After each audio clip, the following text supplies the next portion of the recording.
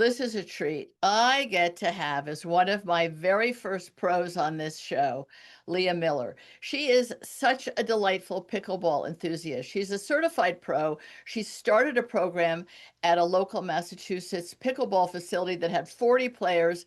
And guess what? 300 players by the time she was done. And it didn't take very long, which only goes to prove, Leah, doesn't it, that people with pickleball do get obsessed rather quickly and they need people like you to guide them in the right direction, which is usually one more pickleball game. Yeah. I've played with you, I've played against you. You're a wonderful player, but you're also a real inspiration as a teacher because you bring a lot of joy to the game. And I think I don't think it's missing in the game yet. In some people's game, it misses from time to time when I they get so agree. Yeah. down in the dumps. I can't believe I missed that. Yep. One of the things that I think if it's not everybody's nemesis, it should be. So if you're only a beginner and you don't know about the third shot drop, you may not know exactly at this moment what we're talking about. But those of you that are intermediate, advanced, and definitely at the closer to pro level of amateur, the third the third shot drop is what you're supposed to do after Yes. they return your serve.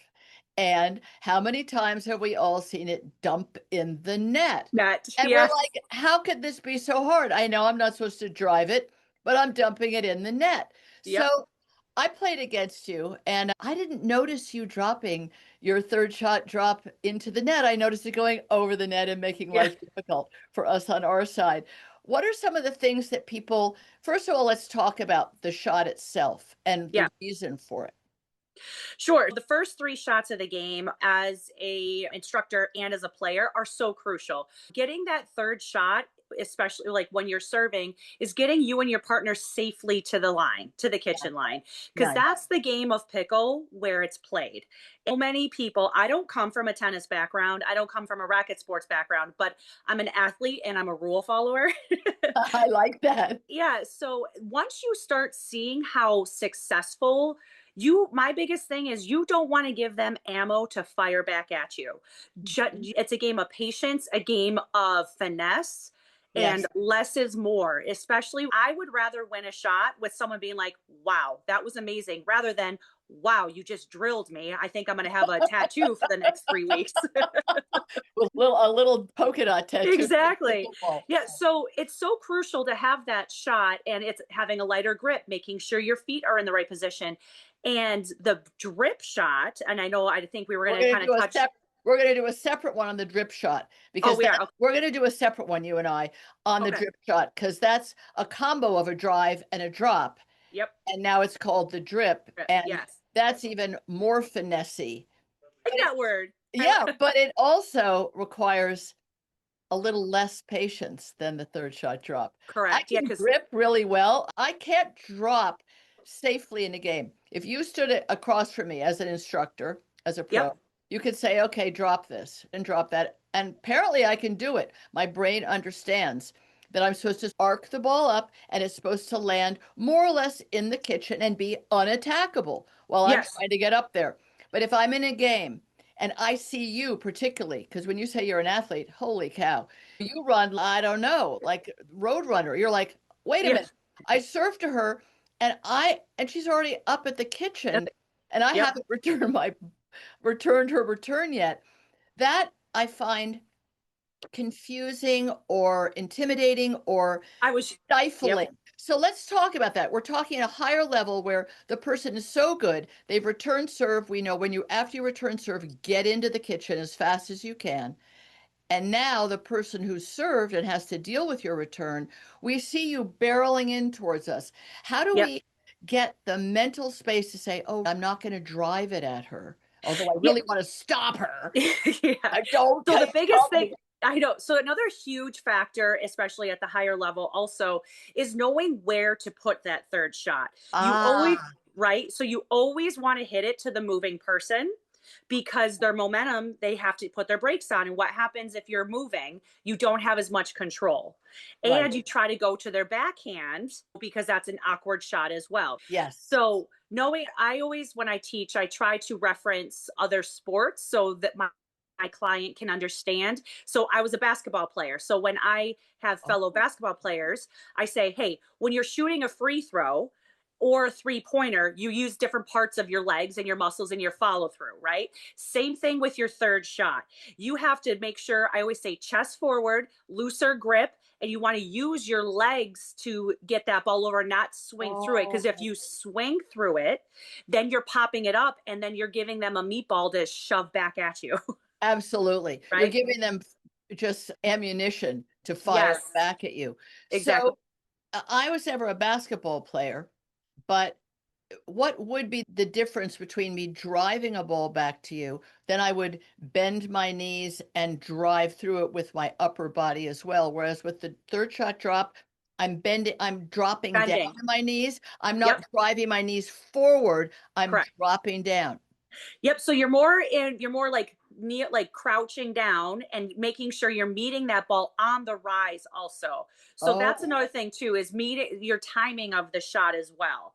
So when that ball bounces and it's coming back down, that's when you want to hit it. A lot of people miss hit this shot because they're hitting it too quickly. A big thing with the third shot drop is patience and timing of it and not trying to over muscle it. It's a finesse shot because you're taking pace and power off that ball so you have time to get to the line with you and your partner.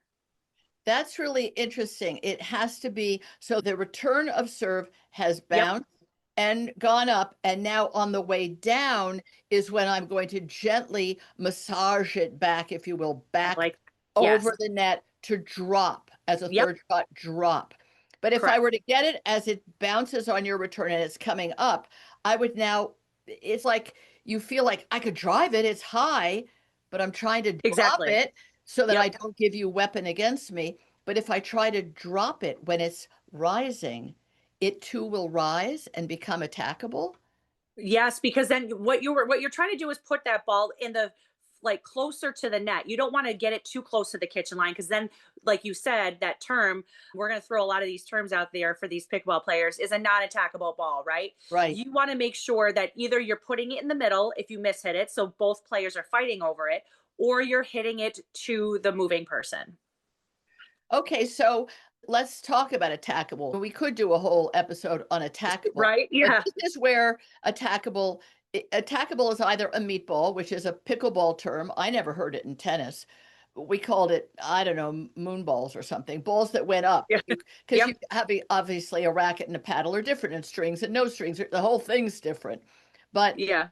putting a ball up in the air to the opponent, people say, "Oh, juicy, I want, that's a real nice meatball. I'll take some red sauce with that." When you put it up in the air, it becomes attackable. Is that what we're saying? Is that an unattackable ball is one that they can hit, but they can't use it as a weapon? Yep. So I'm a very visual person. So I like to talk about it in zones. So Okay. there's 3 zones. There's your green, your yellow, and your red. So when I'm teaching clients, I like to say anything probably from the shoulder up, that's your green zone. That's your attackable ball, right? Hmm. Shoulder to probably about hip level, that's your yellow, that's your caution. If the drop is, can I attack it? Should I just reset it? Can I punch volley? Can I roll volley? Can I separate and put the ball away? And then anything below those hips, that's your red zone. That's okay. I need to just let that ball bounce or just take it out of the air and roll it back because you can't attack below the net. So our desire with a third shot drop is to have it drop far the front third of the kitchen, if you can be that specific, the Correct. Yeah. closer to the net, and that it not jump up, that it Yeah. You die. want, exactly. You want the apex of the ball coming over the top of the net about 6 feet over it so that it has that arc so you can see, so you have time. Because what gives you time to get to the line? Height. So if you Right. have that perfect height, and that's another big thing too. That's a whole other episode I would love to talk to you about is drilling.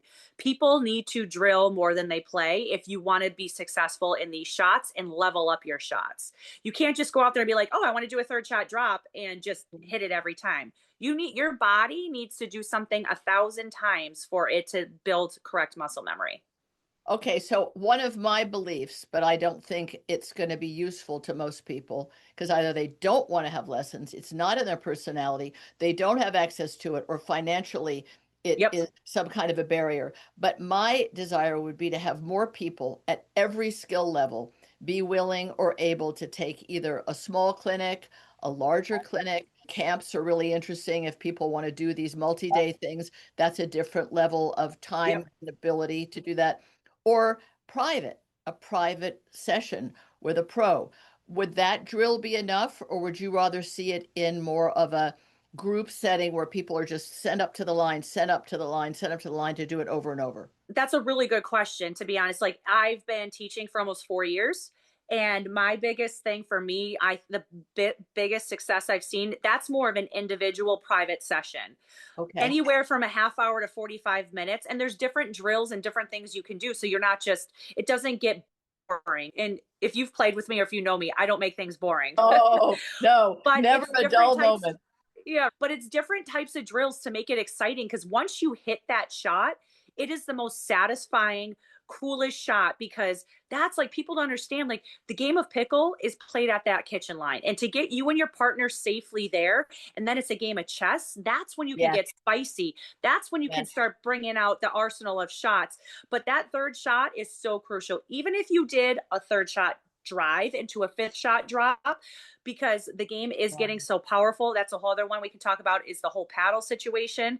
You know what I Yes, mean? There's so many different aspects of this shot that have so many moving factors to it, that just to, and knowing where to hit the shot too. I see a lot of people hit it in front of them. You want to have it out to the side, because then you can evolve the shot into a drip, into a drive, into a right. whole other thing, a whole other like world of shots you can get from there.